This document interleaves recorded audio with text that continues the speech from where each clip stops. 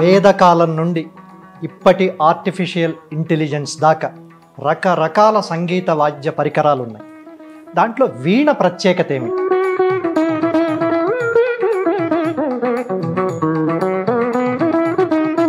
ఇష్టంగా వాయించుకోవడం. మనకి త్యాగరాజస్వామి వీణ వాయిస్తారు, దీక్షితారు వీణ వాయిస్తారు, శ్యామశాస్త్రి వీణ వాయిస్తారు. సంగీత వాగ్గేయకారులందరూ వీణ ఎందుకు వాయిస్తారు అంటే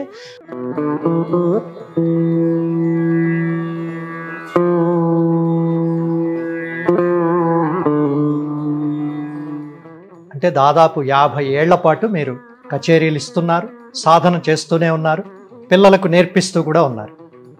మీకు బాగా గుర్తుండిపోయిన లేదా ఛాలెంజింగ్గా అనిపించిన కచేరీ ఏది?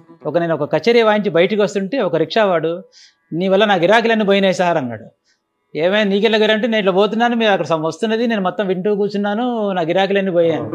ఏహి వరుణ ఏహి ఇంద్ర ఓం నమో భగవతే వరుణాయ.